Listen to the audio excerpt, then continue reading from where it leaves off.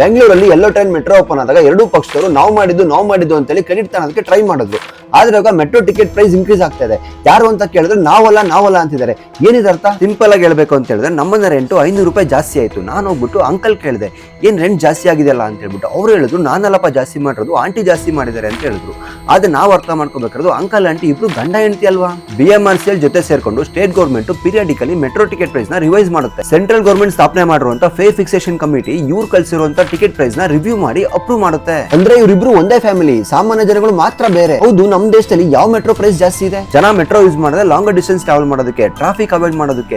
ಇವಾಗ ಎಕ್ಸಾಂಪಲ್ ಕೊಡ್ತೀನಿ ನೋಡಿ. ಮುಂಬೈಯಲ್ಲಿ ಮ್ಯಾಕ್ಸಿಮಮ್ ಡಿಸ್ಟೆನ್ಸ್ ಅಂದ್ರೆ 42 ಕಿಲೋಮೀಟರ್ ಟ್ರಾವೆಲ್ ಮಾಡೋದಕ್ಕೆ 80 ರೂಪಾಯಿ ಕೊಡಬೇಕು. ಕೋಲ್ಕತ್ತಾ ಮೆಟ್ರೋದಲ್ಲಿ ಮ್ಯಾಕ್ಸಿಮಮ್ ಡಿಸ್ಟೆನ್ಸ್ ಅಂದ್ರೆ 42 ಕಿಲೋಮೀಟರ್ ಟ್ರಾವೆಲ್ ಮಾಡೋದಕ್ಕೆ 50 ರೂಪಾಯಿ ಕೊಡಬೇಕು. ಮತ್ತೆ ಹೈದರಾಬಾದ್ ಮೆಟ್ರೋದಲ್ಲಿ ಮ್ಯಾಕ್ಸಿಮಮ್ ಡಿಸ್ಟೆನ್ಸ್ ಗೆ 69 ರೂಪಾಯಿ. ಮತ್ತೆ ಚೆನ್ನೈ ಮೆಟ್ರೋದಲ್ಲಿ ಮ್ಯಾಕ್ಸಿಮಮ್ ಡಿಸ್ಟೆನ್ಸ್ ಗೆ 50 ರೂಪಾಯಿ. ಆದ್ರೆ ನಮ್ಮ ಬೆಂಗಳೂರು ಮೆಟ್ರೋದಲ್ಲಿ ಮ್ಯಾಕ್ಸಿಮಮ್ ಡಿಸ್ಟೆನ್ಸ್ 25 ಕಿಲೋಮೀಟರ್ ಮೇಲೆ ಟ್ರಾವೆಲ್ ಮಾಡೋದಕ್ಕೆ 90 ರೂಪಾಯಿ ಕೊಡಬೇಕು. ಇಡೀ ದೇಶದಲ್ಲಿ ಕಾಸ್ಟ್ಲಿಯಸ್ಟ್ ಮೆಟ್ರೋ ಅಂದ್ರೆ ಬ್ಯಾಂಗ್ಳೂರ್ ಮೆಟ್ರೋ. ಅವ್ರ ಮೇಲೆ ಇವ್ರು ಹೇಳಿದ್ರು, ಇವ್ರ ಮೇಲೆ ಅವ್ರು ಹೇಳಿದ್ರು, ಕೊನೆಗೆ ಮೆಟ್ರೋದಲ್ಲಿ ದುಡ್ಡು ಕೊಟ್ಟು ಹೋಗೋದು ಸಾಮಾನ್ಯ ಜನಗಳು ಮಾತ್ರ ಅಲ್ವಾ? ಇದೇ ಮೆಟ್ರೋದಲ್ಲಿ ಫೆಸಿಲಿಟೀಸ್ ಹೇಗಿದೆ? ಎಕ್ಸಾಂಪಲ್ ರೆಸ್ಟ್ ರೂಮ್ಸ್ ಹೇಗಿದೆ? ಇವಾಗಾದ್ರೂ ಅರ್ಥ ಮಾಡ್ಕೋಬೇಕು, ಪೊಲಿಟಿಷಿಯನ್ಗಳೆಲ್ಲ ಒಂದೇ, ಸಾಮಾನ್ಯ ಜನಗಳು ಮಾತ್ರ ಬೇರೆ.